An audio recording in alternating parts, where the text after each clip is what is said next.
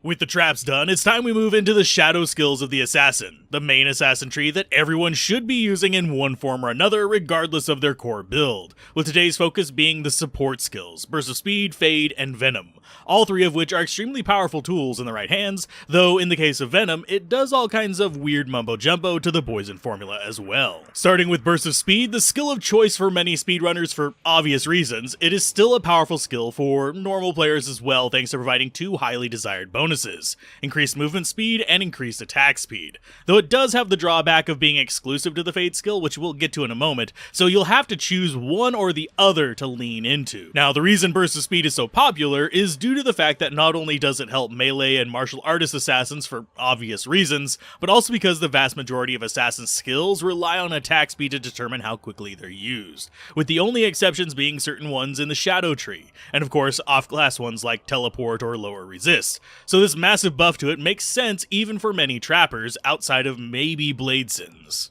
Now Fade, the other side of the coin, greatly improves your durability, so you sort of have to choose whether survivability or speed is your needed flavor, and Fade adds a ton of survivability, with a fairly significant boost to resist, as well as physical damage reduction and curse duration reduction. Though it is important to remember, curse reduction directly impacts shrine duration as well, so if you're grabbing experience shrines for the race to 99, for example, wait until after you get the shrine to pop Fade, since it only affects the duration if Fade was up prior to grabbing it. For both Fade and Burst of Speed, it is important to remember that they follow a last cast override, so there are situations where you might accidentally end up overriding a strong cast with a weaker cast if you're a neurotic recaster and use a bunch of plus skills on your swap, though if you're running even a basic amount of plus skills on your main, you'll usually be fine due to diminishing returns in both regards, with the only non-diminishing aspect being Fade's damage reduction percent,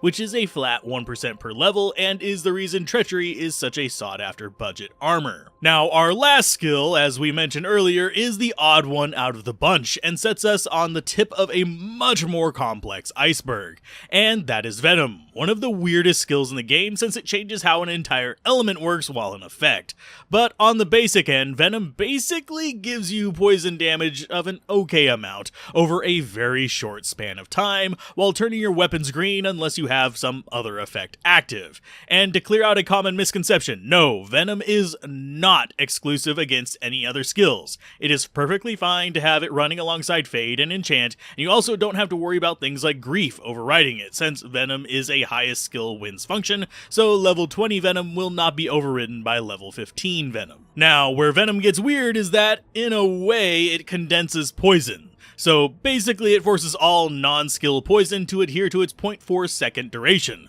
So all of your poison gear will have its bit rates, which is roughly what determines its damage per second, applied over the 0.4 second duration, regardless of how many sources you have or their individual durations. So it bypasses a lot of the complexity of the formula. This, however, does not apply to skill poison. So Venom plus Poison Dagger, for example, will use Poison Dagger's duration and pair it with the new condensed Venom Poison, with its super short duration, creating a poison attack that is only marginally longer than Poison Dagger's listed duration, but has pretty decent damage per second. Now, as far as how Venom works outside the scope of Poison Dagger and Poison Javelin, it works just like any other poison skill, just with a really short duration that forces other sources to comply. This makes it much more useful for application through stuff like Blade Shield, various attacks and charge-ups, and even application by bow for a weirder build that we might get to eventually, and it can be handy. Though it is worth noting that Venom itself is only enough to be supplementary damage,